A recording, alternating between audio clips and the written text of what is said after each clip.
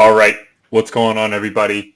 Welcome back to the Eric Jr. podcast. It's a massive night in the NBA world. We are live streaming. We are currently midway through the second round, the juiciest part of the draft.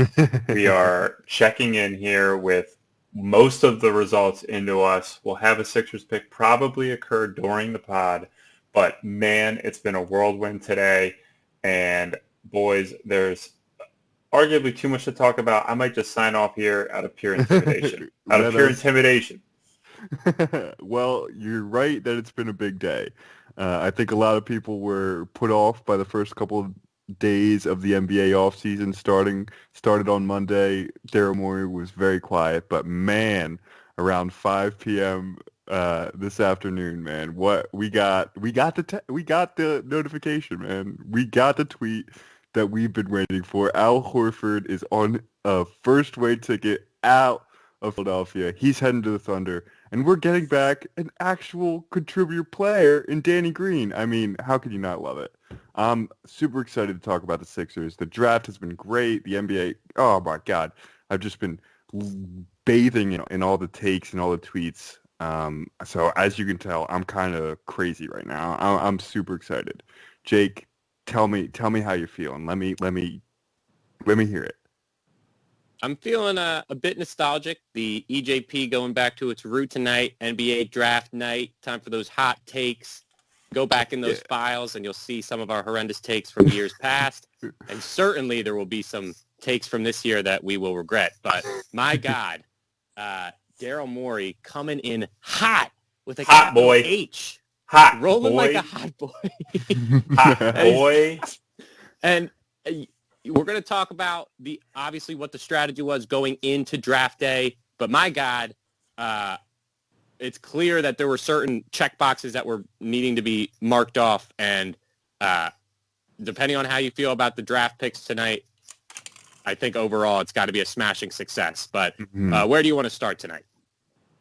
I want to start with the Eagles' horrendous loss to the Giants. Oh, man. That only I predicted in our pre-week predictions for the game. Yeah. Cream called it a must-win. I was the only one who took the Giants, and it was disgusting. I had almost forgotten about it. I had almost erased it from my memory until you just brought it up. So that's what we'll leave it at. It was a terrible game. They lost. Yeah, there's enough Sixers content to feed a small army. So we're gonna roll with that. I like it. The Horford trade. Let's just talk about it. So you're sitting here, and you're getting Danny Green and Terrence Ferguson, who, as someone who doesn't have any Terrence Ferguson opinion, the quick glance at the stat sheet, terrible player. Not good. Bad efficiencies, low stats, not good. But you get an older champion, veteran, Danny Green, who has slipped for sure, but he is still a shooter, still a trusted, rotational player. Adequate defender. Yeah.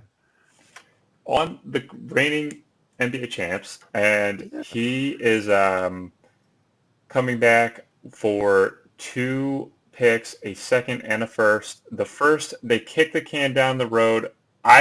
Jake thought, we were on the phone within 30 seconds of the trade coming through. So Jake and I both thought it would take the wind out of tonight and would be the pick tonight. But, man, they slung that thing so far in the future, I could care less. 2025 first round pick. 2025. Is that even a real year? Like, we're going to be pushing up daisies in 2025. Like, there's not even going to be basketball in 2025 as far as I'm concerned. That is an absolute win. I know a lot of people were like, oh, we can't trade picks too far in the future. What if we suck by then? No. Let future us worry about that, because this team is ready to win, and Daryl Morey is putting the pieces together to make that happen. And the first one was moving a horrible contract, horrible fit in Al Horford, and getting back like a legitimate veteran presence, good shooter. He didn't play great in the playoffs, but he's a solid defender, and he's been in those battles. He's not going to get scared of the moment in the playoffs. He's three-time NBA champion in Danny Green. You can't say much else. I mean, that's just a massive, massive win for this front office and for the team. I feel a physical alleviation with Al Horford's contract no longer looming over the Sixers organization. Yeah. From obviously the fit to its effect on Embiid to just the symbol of what it represented from the previous regime, everything. He had to go. And as a guy who, was reluctant to move him when it involves picks just to get off that contract, that just irked me. Looking at this price tag, I look at 2 late round picks likely, and the rights to your European prospect that you've been holding forever. And I just 29 at this point. the cost to be off of that completely and have more flexibility and not the log jam and not the looming speculation and questions about it. It's totally worth it. You get back Danny Green, just a solid contributor at a position that has been sorely missing on this team, a veteran leader, just a guy that definitely has some gravitas as I am a champion in this league. I command that respect. And for our younger guys, and we're going to have a young team rolling out there, that's an important player to have at that position of need. That move, I am 100% was in on it within 30 seconds. Everything else from tonight is a bit of a different story, but let's go. The Al Horford alleviation has officially begun. Yeah, let me just be nerd guy for a second and talk about the contracts, because you're right, in the play, just fit-wise, Danny Green for Al Horford is massive, right? That on the court, it's just so much more appealing. But the big thing is that you're getting off that contract. Danny Green is going to be a restricted free agent, or an unrestricted free agent next year. You're getting off that contract completely, and you're opening up actually about $8 million via a trade exception, which allows you to trade for players. You can match salary with it in trades. So it gives Daryl even more options in targeting other players. We talked about maybe a Patty Mills, a point guard that can come in and provide even more shooting for this team. That's something that is an underlying factor that you don't see on the surface, but it's just as valuable, and that's why Daryl Morey is one of the best in the biz. He came here with high expectations, and in his first move, just absolutely smacked it out of the park. And the main thing for me wasn't even like the return or the thought of like what you can do with the added flexibility. It was what we didn't have to give up, because yes, so much of our off-season angst came from like what piece of turd are we going to have to eat based on like losing Matisse or losing Shake just to get off of this contract. And like, man, honestly, losing Matisse over something like getting off of a deal you signed 1 year ago is just heinous. Yeah. Front office maneuvering. It would be so tough to eat, yeah. And the fact that they didn't have to do that, and they were capable of pulling it off with a really workable asset, with the 2025 pick being the main thing going out. Yeah. I mean, it's so much more palatable. And like Jake said, it completely changes the cultural vibe around the team. And not that Al is like a toxic person or anything, but as I'm watching The Sopranos, and Tony is going through like a midlife crisis, as he is like through the whole show, and he just keeps asking people like, what am I, a toxic person or something? And everyone's like, that was Al Horford. Yeah, and everyone knows he's a vicious murderer, and they're scared of him, and he can't seem to understand why he might be a toxic person. That's not Al Horford. He seems like a great guy, but the fit, the logjam, the undermining of Embiid's kind of position in the team, it was all on just the court, like just spacing wise, yeah. It was an omen. It was an omen on the team that things were going poorly, and getting that out from under you, even if it's a net negative in production, even if it was the fact that you keep your prospects with high value and you get to kind of change the narrative around the team and help the spacing and the fit that tremendously. It's such a benefit given the type of deal that they made, even if the financials aren't as beneficial as you would think with $30 million coming off the books. But man, a good start to the writing of the ship. For sure. Is it across the board an A+ for all of us, this Al Horford deal? A+, yeah. I mean, it's taking an F- and turning it into a C. Yeah. So it's an A. It's an A+. That's a good way of putting it. But that's our view of this, is that, we're not looking backward, and that if you can get out from under this and have that immediate, opening up of space and optionality, and a actual piece, I think all of that together, you got to say, damn, this is what we needed, and we didn't give up no Tease, no Shake, no Zaire, and no vulnerable this year. No 21 like this year, and 2025.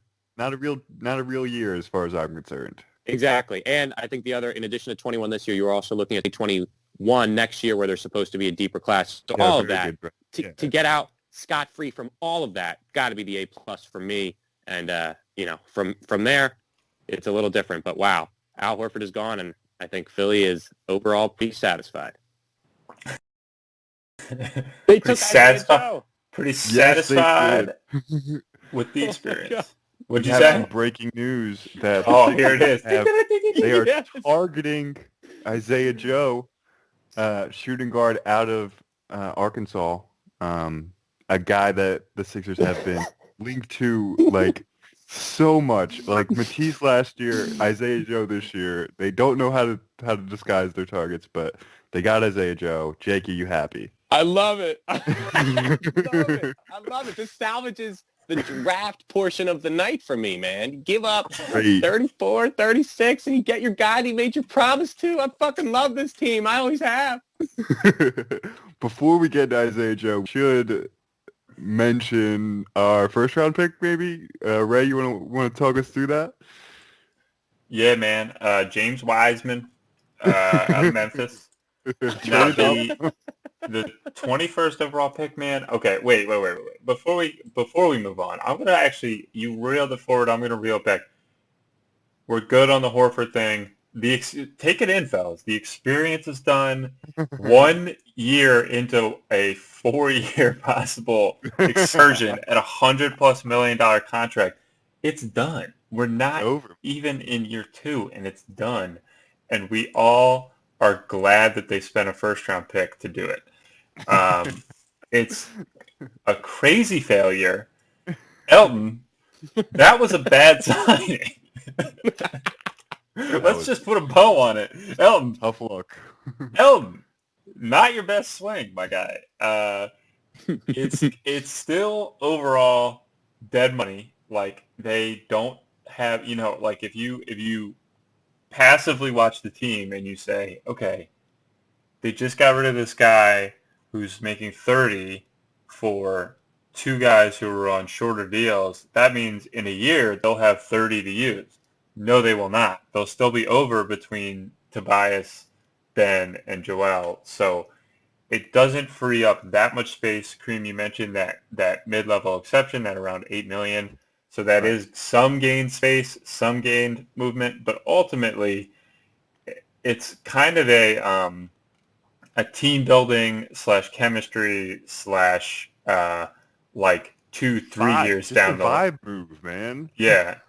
Well, also like 2-3 years down the line, because then you're not dealing with the $30 million, like, in year 3 of that contract. So it's not going to have it's not going to have immediate success like next offseason, but it is the overall better move to make. So let's just put a bow on it. Let's talk about the draft truly. At 21st, I sent the text out when these two got after the 20th pick. I said Tyrell Terry or Tyrese Maxey, and I'm happy here. Cream, I know he was one of your favorites too. I love the pick. I think it's the right blend of helpful in the short term and then also the highest upside guy they could have taken for a fit kind of pick at that spot. Jake, I know you have mixed feelings on this pick, so I'm just going to come in way high. I love this pick. I chatted about him last week. He was a guy I was targeting if he fell. The fact that he came all the way to 21 and we didn't have to go up and get him just like made my heart was beating out of my chest. He is a guy that Ray's absolutely right. He's going to be able to contribute on day one. He's going to be an impact defender, and he's going to be a shot maker, man. He's not a great shooter. He's not someone who's going to come in and shoot 40% on threes on like 6 attempts a game, but he's a shot maker. He's confident. He can get the ball and create his own shot. He can get to the line, which is something that our guards just really aren't able to do at all for the last couple of years. He's a massive, massive selection. The fact that he fell all the way to 21 just is it. That's it for me. That's amazing. If today had just happened and we had just gotten Tyrese Maxey, there was no Horford trade, there was no anything else, I think it would have been an A-plus day. And the day just kept getting better for me because Tyrese Maxey, I was watching him fall down the line. The draft was breaking pretty good for us in the teens.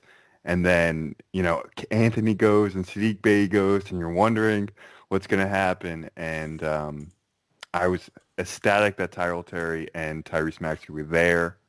And I think we actually picked the best one. I had been higher on Terry earlier in the year, but the more I think about it, Ray's right. The impact player and then just the high upside as a combo guard. Can I give a name? I teased this in the pre-show talk. I have an NBA comp that I feel pretty good about for Tyrese Maxey. Do you want to hear it? Jarrett Jack. Yes. Victor Oladipo. Combo guard, not a great shooter, but an effective shooter and a confident shooter. He can come in, he can make plays, and he's a great defender from day one. That is what I'm looking for Tyrese Maxey. That is his ceiling for me. Yeah, it seems across the board people are pretty happy. I definitely did not think he would be sitting there 21. Yeah, me neither. As it gets closer, you're thinking, all right, you look at the Heat and you're like, oh, this dude's a classic Miami Heat guy. Like, man, I was sweating it. I thought I was prepared because he had the puff piece on Bleacher Report like 2 days ago too. He had the like 10,000 hours in the gym. Like this dude's up at 4 a.m. He's meeting Jimmy Butler. Like they woke up at 2. They ran on the beach at 4. Like he had the puff piece. I was like, this guy's Heat culture. I know you guys haven't heard of Heat culture. But it's this thing. It's this thing where they like take your body fat, and this guy seemed like the perfect guy. Yeah. How about that? I was sweating it, dude. When they took Precious, I didn't jump or scream or anything, but I internally was excited. Yeah, that was really nice because he totally fit the profile for that team, and. Then you're looking there at 21 and you're saying, damn, they have a lot of options on the table. One of those first initial reports is Terry, and then as it gets closer, you hear this Isaiah Joe, and then you hear that they've been meeting with Maxey, and I mean, yeah, Bain was available as well. He would have been a decent pick.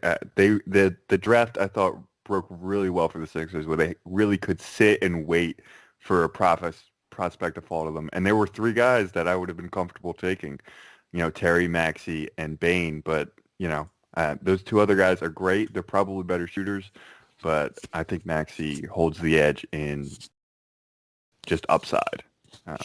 He shot 83% from the line. Love that. Projects well for getting that 29% from 3 figure up. And 6'3", so not undersized, but still not, as check that weight. My guy's a big boy. My guy can handle NBA athletes. Yeah. No, I don't doubt his ability to be able to defend NBA bodies. It's just, in terms of like some physical limitations, maybe in terms of like adjusting right off the bat. But upside is the ticket. Yeah, he's not a small forward. Basically, he'll be a 2 position defender. But those are 2. In the modern NBA, if you can guard point guards and shooting guards, I think that's versatile enough because every team has a couple of those guys that you need to watch out for. And, with Tyrese Maxey, joins a perimeter defense that includes Ben Simmons, Danny Green, and Matisse Thybulle. I mean, those are four guys that can really get after and bother other teams' guards and perimeter players. When you see the way the league is trending, like, that is just massive. When you have those guys all projected to be above average NBA defenders, a couple of them all NBA defense. I think Danny Green had a couple years. Obviously, he may have lost a step, but he's still a great defender. We saw it in the playoffs. I'm just massively excited. I can't stop talking. I'm too excited. He's too much. He's too much. The pick is what they needed specifically to when you watch the playoffs. They've been killed in the last couple seasons by like Kemba and Kyle Lowry and Dinwiddie. These guards that are quick, great ball handlers. The team has good wing defense, good interior defense, but these guards have been an issue for them. And this is kind of the guy that maybe he steps into the role that we were hoping Zaire would. And the ship has sailed on Zaire. I think it's pretty safe to give up on him being a playoff player next year. But this guy was I can't emphasize it enough, man. Like, he seems like, even if he doesn't work out, I can still justify the pick, because it's like he was a player that presents to you usefulness in the short term that can also, like, Tyrell Terry has one incredible skill, and he'll probably be very good at that in the NBA, but, like, is he CJ McCollum? I don't think so. So, like, when you look at it, it's like, Maxey has such a higher chance to be a, like, starter / like all-star level player, or like Eric Andre Gordon was it? Yeah, Eric Gordon, that came to mind. And Andre Iguodala kind of guy who's giving you like 16 points and playing elite defense on multiple positions or something like that. He has much more capability of blossoming it into that. And if you keep stacking people like this, like a Matisse, like a Maxey, and you kind of make these sound decisions periodically, a few of them are going to blossom, a few of them are going to be terrible, but if you stack enough of these cards, it eventually leads to success. I think he's a sound train of thought went into making the pick at that point, especially given, like you said, Kareem, how well the board worked out among options, and they had a lot of options, but I like the blend of immediate impact and an upside guy who could become, an all-star if he puts together a little bit more of an offensive game. I agree. Do we want to talk any more about him, or do we want to move on?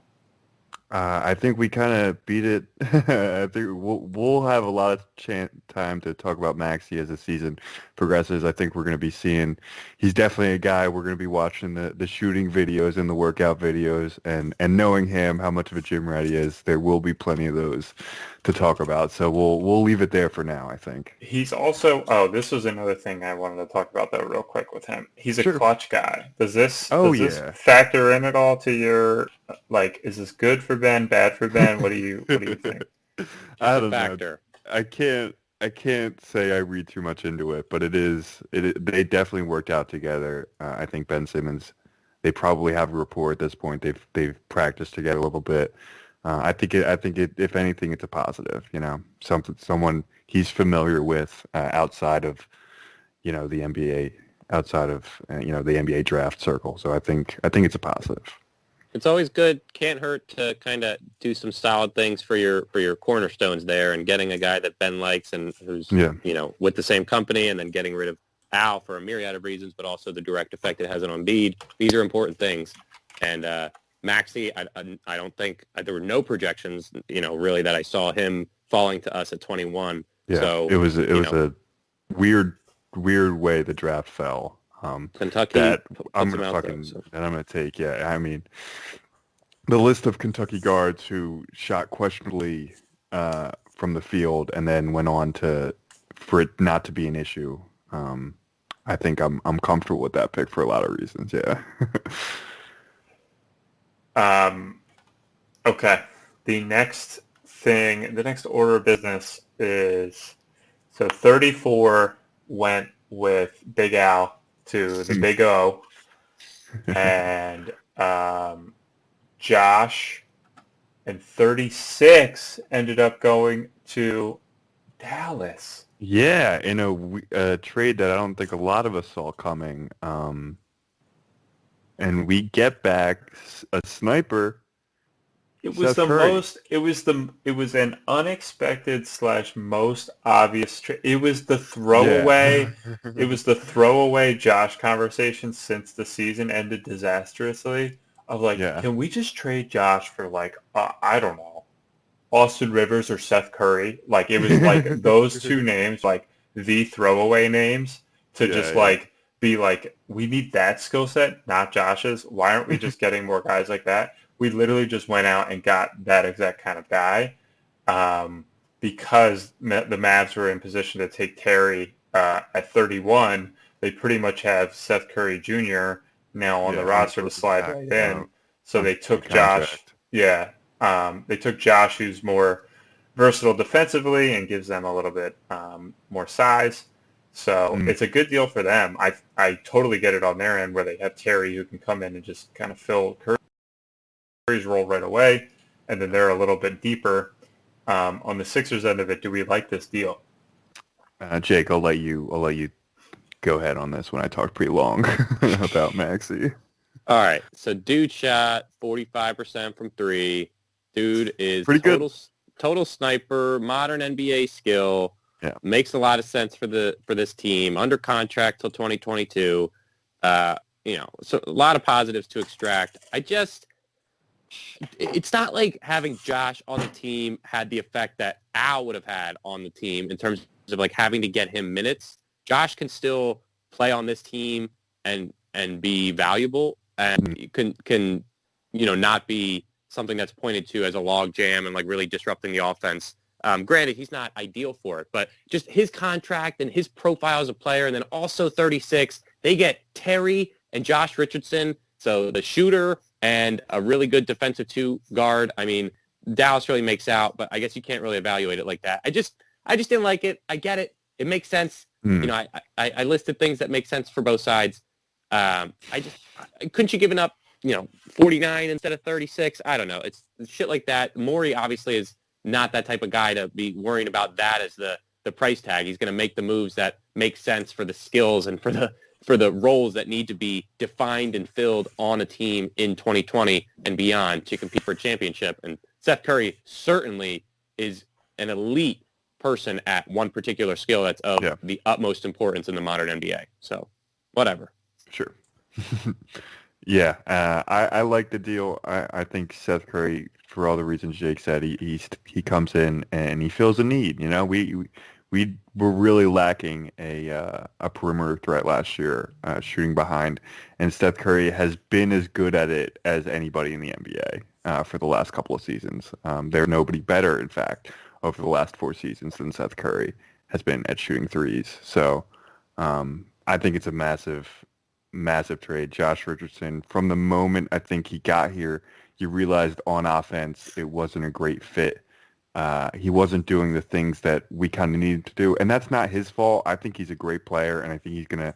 I agree with Jake that Dallas probably gets out a little bit better than us in this deal because they get a guy they could probably use a little bit better and 36. But just for what we need, just for the way the roster was last year, this is Daryl Morey. We heard all about how he fits his rosters to the stars, and he's so good at that, and that's what he did at Houston, and that's what we were bringing him here to do. And this is just that, man. We trade Al for a 3-and-D guy in Danny Green, and then we trade Josh, who was a poor fit on offense. I don't think anyone will dispute that. For a guy that Seth Curry just fits right into the JJ role, to the Shamit role that we had a couple of years ago. Those guys were so effective in creating easy offense that just wasn't there last year. And I know Seth Curry, value-wise, it's probably not there. Josh in 36. It's probably not an obvious trade like the Danny Green one. But I think it works because the fit is so much better. It's going to help Embiid so much more, Ben Simmons so much more than having Josh Richardson, who we all like. Everybody likes Josh Richardson because he competes, but I think that this helps the roster be a little bit more balanced. So that's why I'm going to give this trade a B. Trade's an A, man. This trade's an A. This trade's an A. Because I let me break it down. Let me lay this out to Jake. Jake, you're like giving quarrels about like, oh, was 36 like too valuable? If they had taken Isaiah Joe at 36, would you have been upset? I can neither confirm nor deny. No, you would have been totally fine with it, and they got him at 49. So it turns out it doesn't matter. You've cleared two. Yeah, it turns out it didn't matter at all. They could have sold it. They could have taken Isaiah Joe there. You would have been totally happy. You would have gone to bed completely pleased with the draft. The difference is they just cleared two massive clogs on their offense in Horford and Josh, and they added two people that are career 38+% three-point shooters. Curry might be even more, but I know Danny Green's kind of had some decline recently, so he has been a 40 guy in the past. I'm not expecting that from him next season, but like let's say those two, between the two of them, average right around 38% next season. If that's your starting lineup, you are just such a more effective team, such a more modern team. Ben Simmons' life is so much easier, and Embiid's life is so much easier. The basic common sense around these deals, around how clearly they are beneficial to the team, it's an A, man. There's no way around it. The team is so much better built just after two deals. This guy has made two trades, and the team is probably 10 wins better right now. Like it's high praise. It's maybe 10 wins is a bit aggressive, but like this team sucked last year. They got swept in the first round.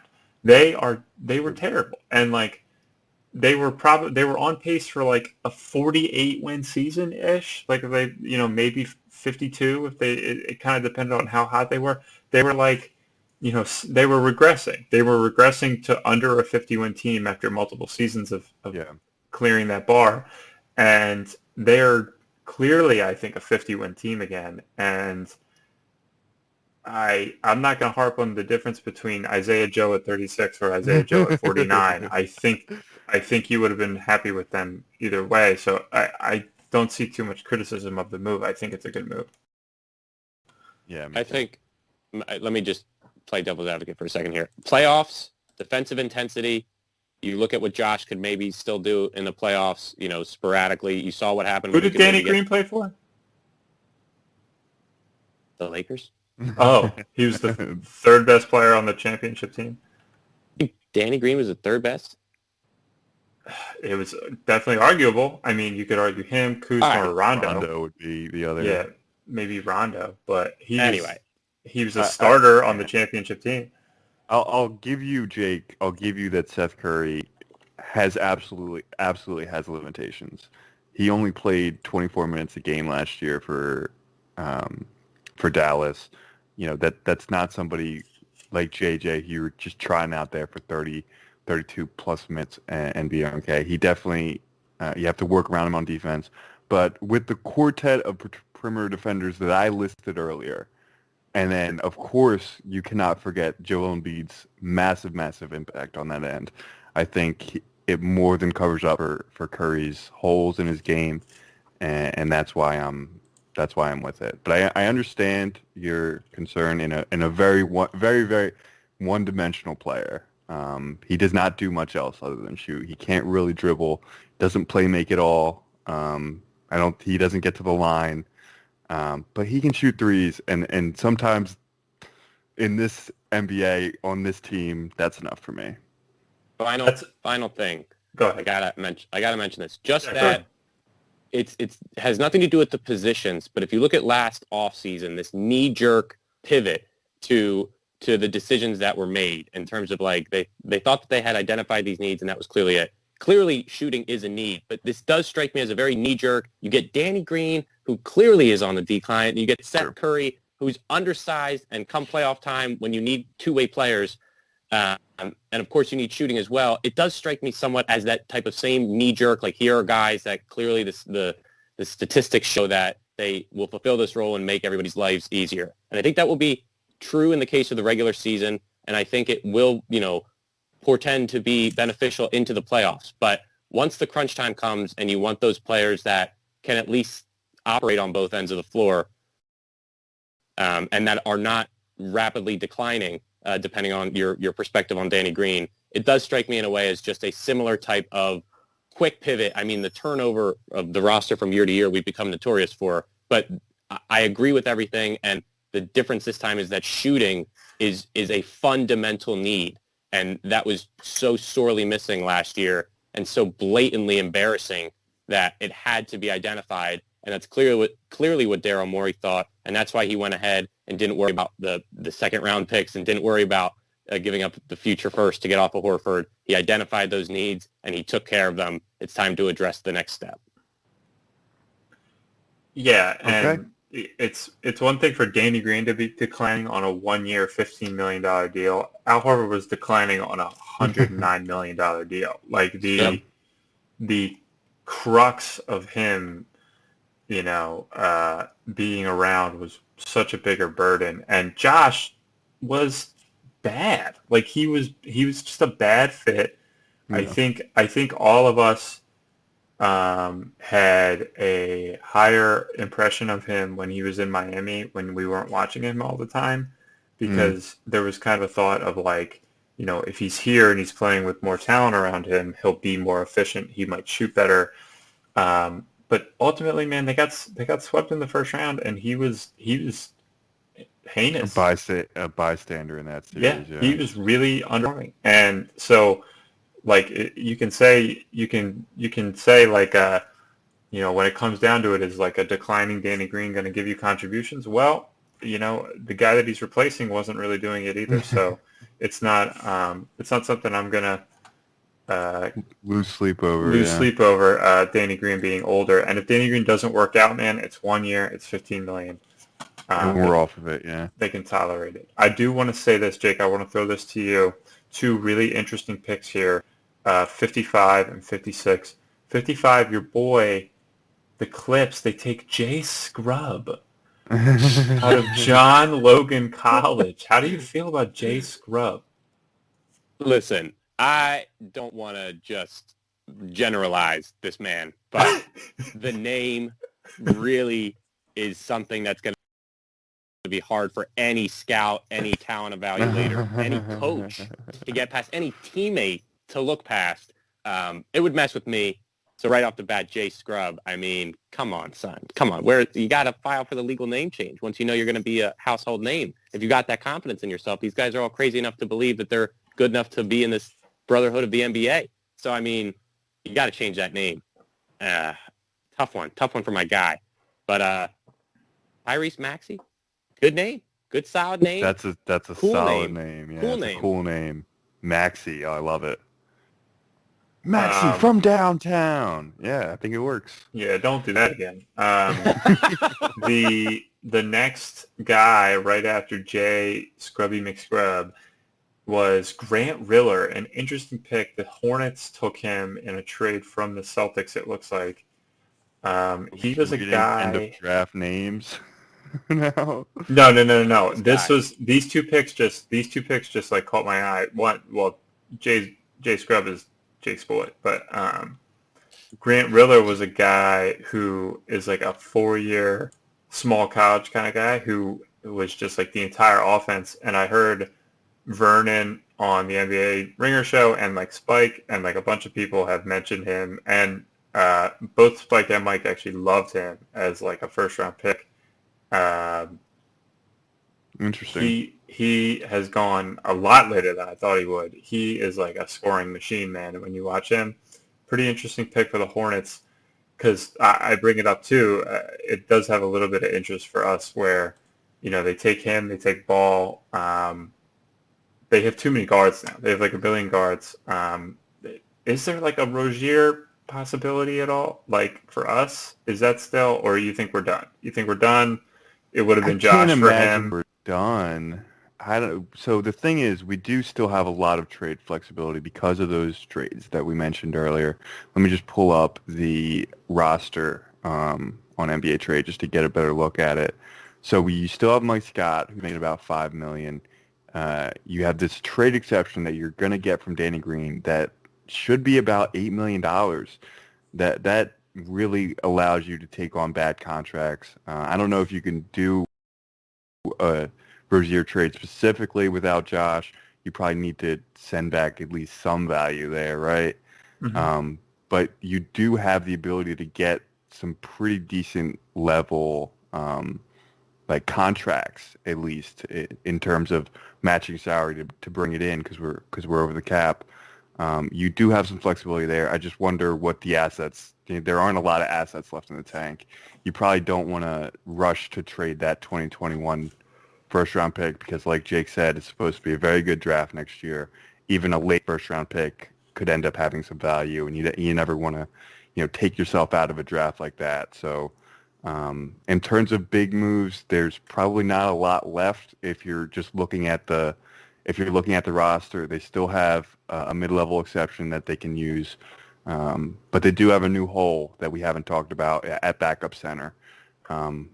One a couple of years ago that proved very fatal for the Sixers. Yeah. So that is something to look out for. The good news is that it's a very center market in free agency. You could get a good one, I think, with the mid-level exception. I would look at a guy like maybe another clutch guy, Tristan Thompson.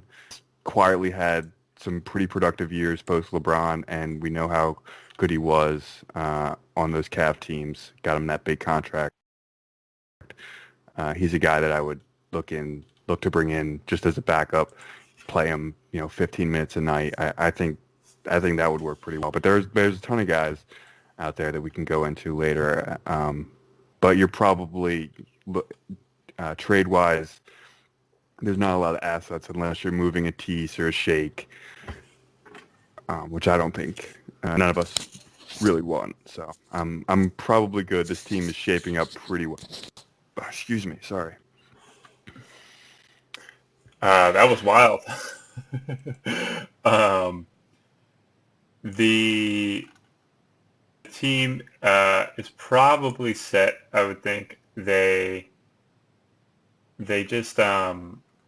just feel so much more complete. But Kareem, I do see what you're saying. There's some pretty. There's no good backup centers, I would say, to where you would like be super excited about it. But there's like Olynyk and Mason Plumlee, Robin Lopez, JaVale McGee. Like there's definitely useful people that can be acquired to try and fill that role. Dwight Howard. Don't really want him, but he's out there. That is something that's probably easily addressed with the veterans available. Where this guard situation was just such a mess, and it really felt like the other guy. I mentioned like why don't they just trade Josh? Like the other guy was like Dinwiddie. It was like Curry, Dinwiddie, Rivers, Dinwiddie. It was like and our old friend Patty Mills. Yeah, well, he was a legitimate rumor, but I feel like from fans and from us, it was like those three were like kind of the big ones, and it was just like the guard situation was just such a mess that it didn't seem like it could be solved any other way than like making these kind of deals. So I feel like you got to come out of tonight with the way the draft kind of played out and the way these deals have played out, man. Two big trades. Like pretty much kind of almost emptying the off-season clip a little bit. Like we're pretty much like 85% of the way home, I would say, in terms of like blowing your load a little bit there. Daryl. Why don't you hang around, Daryl? I thought you had a 5-year deal. He got to work right away, man. I gotta say, so far. Love the off season. Any final thoughts before we move to other stuff? Seth Curry is married to Doc Rivers' daughter. Just a fun little fact. Fantastic. That is. I wonder what that relationship is like. We'll find out. Yeah, we'll find out. So okay, I have a couple more NBA things to hit on before we get out of here. But we should talk about the draft as a whole. Yeah, too. I was going to say we have to do things. We have to hit the draft as a whole, and we have to hit some of the other big deals and just kind of see how we feel about it. Sure. What did you guys think of? I think Anthony Edwards and James Wiseman seemed pretty likely. Obviously, Klay Thompson torn Achilles today at practice. That's awful news. Yeah. For the draft, I think that might have definitely played into their decision not to trade the pick. They might be thinking a little bit more future oriented with that today and losing him for this season most likely. So it was really chalky, like the first 10 picks, I would say. Anything that jumped out at you guys? I had caped for LaMelo Ball last weekend. I think he'd be the best player in this draft. I'm surprised he slipped all the way to 3. I'm surprised nobody traded up for him. I thought the Bulls might have tried to do something. And then the Knicks, man, Knicks are gonna Knicks, man. Halliburton was right there. Tyrese Halliburton on the board. You haven't had a good point guard in 20 years. What are you doing? You're taking Obi Toppin, another power forward, man. Fits perfect with Barrett. Fits exactly what you need with Barrett. Oh my God. So I know this Knicks fan immediately was just like, oh my God, we needed a point guard so bad. That was the immediate text I got from him. Halliburton is right there, man. I don't know. All right, Jake, how'd you feel about the lottery? I got some thoughts here. One, your guy, y'all's boy, Patrick Williams, going number 4, the same spot that Josh Jackson went. I never. This Creams boy. Yo, did y'all see, were you watching the broadcast on ESPN? You see the flower segment? That was delightful. That was wholesome content. That was wholesome content. I'm rooting for Patrick Williams. He will not be Josh Jackson 2.0. That is my prediction. I know it's not very high for a number 4 pick, but whatever. And the surprise pick of the night, bro. The Suns taking Jalen Smith? 10. That is bongos, dude. That's high. crazy. Over a guy like Saddiq Bey, who I thought would have fit there perfect. I was shocked by that as well, yeah. Yeah, Saddiq Bey was getting close to us. I was very interested in him. I would have picked him, yeah, absolutely. But, wow, man. I mean, it really, totally broke our way. Let me say one other thing, and don't take this any type of way. Don't get on me about this. I'm just going to say it. All right. Then say it. There was a lot. Say it. There was a. Do it. There was a lot of crying tonight, man. There was a lot of crying, and I am not ever a proponent for toxic masculinity, but the analysts and critics have said that this is a quote weak draft. I don't subscribe to that just because they're crying, but my God. It was an emotional night out there on the Zoom intercom webcam, man. It was tough out here. It's been a tough year. It's been a tough year. Dude. And remember, do you remember the ESPN or the ESPN broadcast of the NFL draft? Everybody the next day was like, was that the most negative amount of storylines I've ever seen in one piece of reporting? Every single guy had every other guy. It was literally no stats, all tragedy. It was all tragedy the whole night. This was not as much tragedy, but borderline as much crying. I know what you're talking about. There was a lot. Okay. All right. Thank you. I just needed it to be acknowledged. It's been a long draft process. These guys thought they were getting picked 5 months ago. Yeah. It's been a hell of a wait to see what their NBA futures hold. So I'm happy for them that they finally have this draft process done. It must have been a real drain on their mental states. I'm gonna be honest, like Okongwu's story, man, about his brother God, that passing hit away deep. after hitting his head, like that is terrible, man. I was really like feeling for him when they were interviewing his mom about it, and like he was also a Division I prospect and a really good player. Like that was pretty crazy that happened to them. Yeah. Big night. Big night. I would say, as for interesting stuff, I would say the Pistons seem like they made out really well, man. The Pistons, they made a bunch of deals. They had they got Sadiq Bey, they got Killian Hayes, and I think they got Isaiah Stewart. I'm pretty sure. I'm looking Stewart, yeah. Yeah. So they have three like real rookies to start building with, like after having such a barren cupboard. The Celtics. Do we like what the Celtics did, or do we like it as in no. like they made bad decisions? Like what is up with the Celtics? That dude at 26, man, that is a Celtic, man. That is a Boston Pritchard. Celtic if I've ever seen one. 22-year-old guard out of Oregon, like, oh my God, I can't wait to see that guy. I actually like Aaron Naismith. I think he's going to be pretty good. So I thought that was a fine pick for the guys that were there. They had a weird spot in the draft where it was like too early for Isaiah Stewart, but all the good centers and bigs were gone. They were like in prime. I'm surprised they didn't try to trade up for another. I guess they did. I'm sure we'll hear about it in 5 years about how Danny Ainge was willing to offer targeting Okongwu. picks. Yeah, he wanted Okongwu for sure. Yeah, I'm sure. But yeah, they were in a bit of a weird spot. I just feel like they're not maximizing these picks at all. They had the graphic of so many picks, and so many of them have just been blah players. Really only like, well, 3 still on the roster right now, right? Smart, Brown, and Tatum, obviously. 3 out of how many picks have they had in the last 6 or 7 years? It's a pretty bad rate if you ask me. I don't know.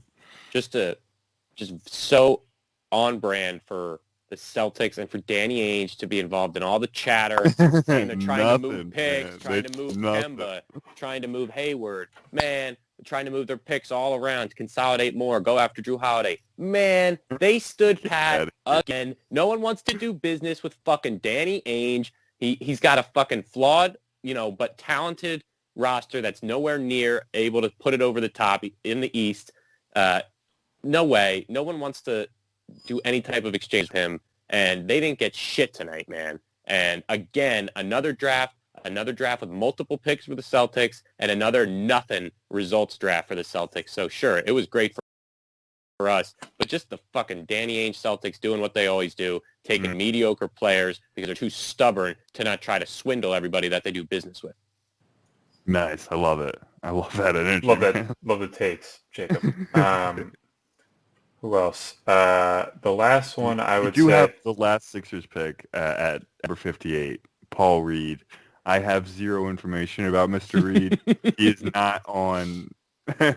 I've looked on 2 draft databases, and he is not on either.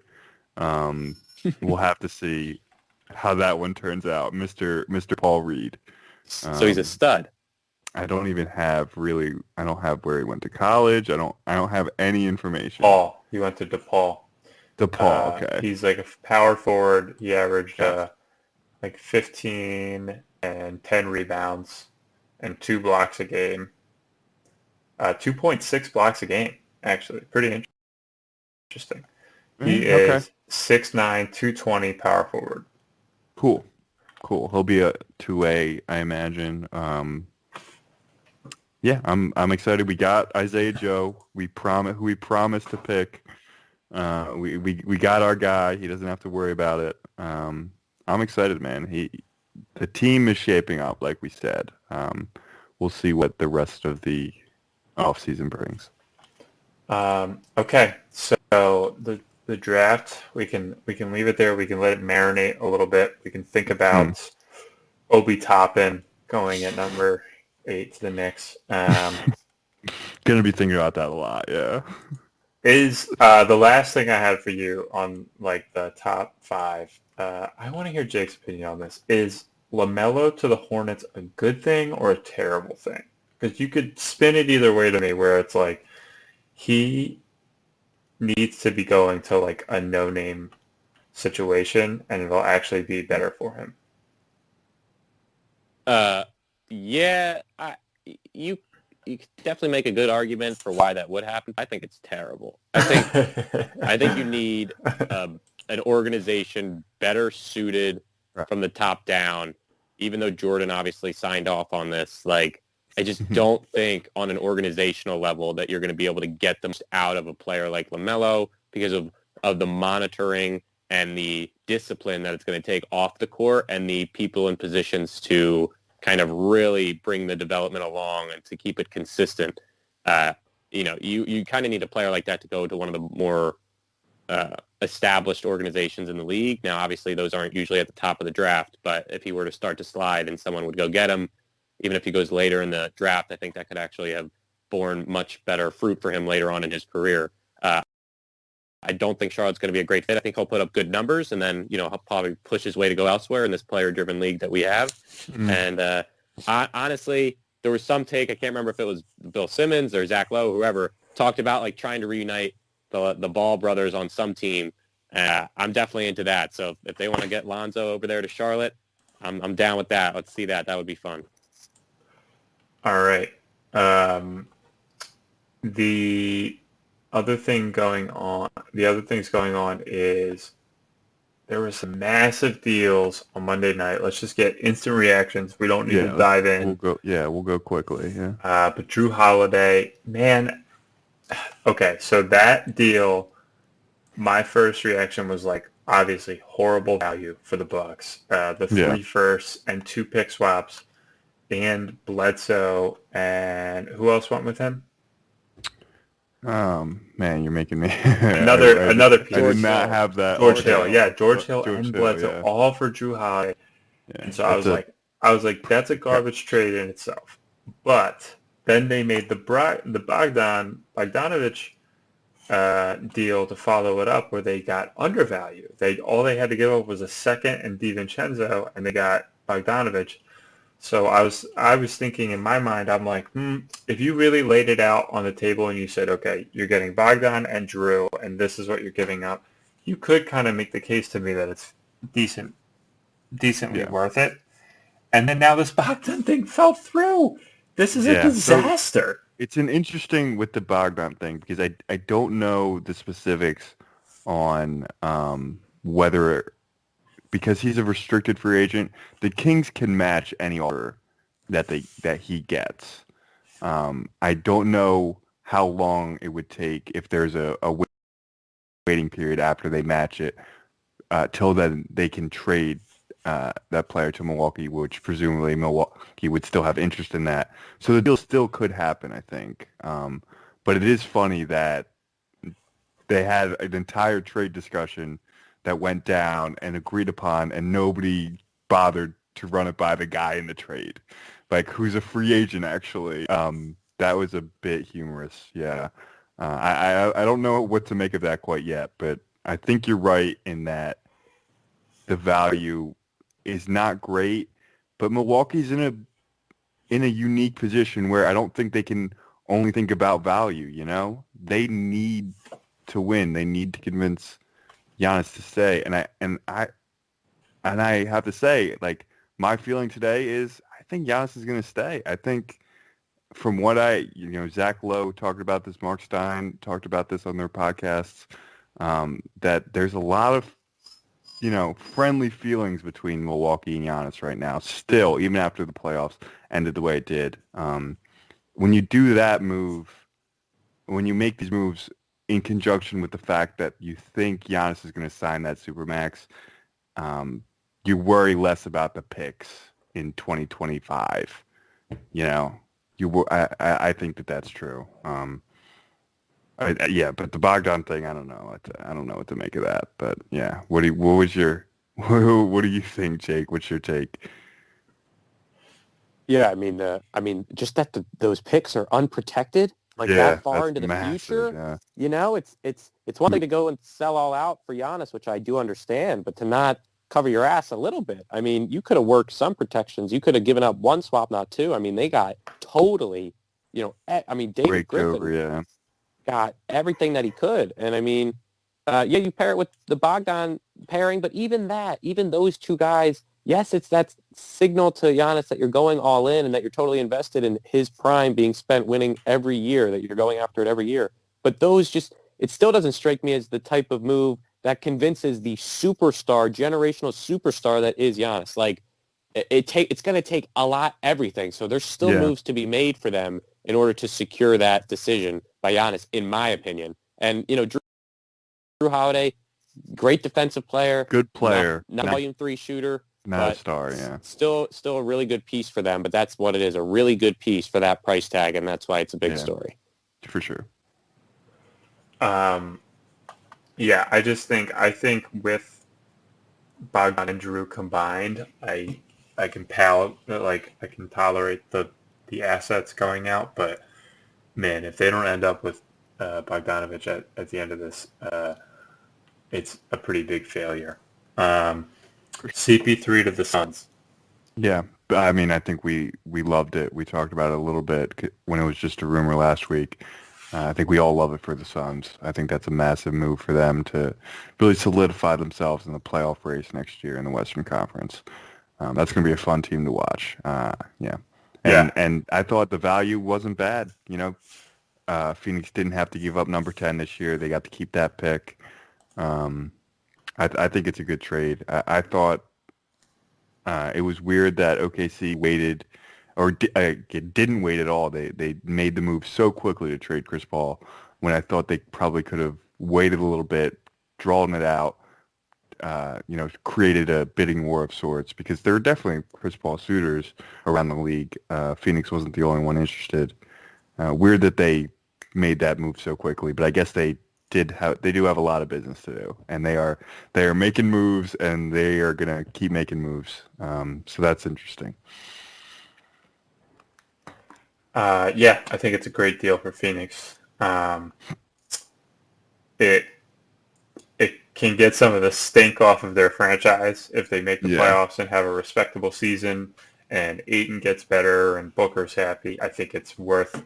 I'm usually not that guy. I'm usually not like the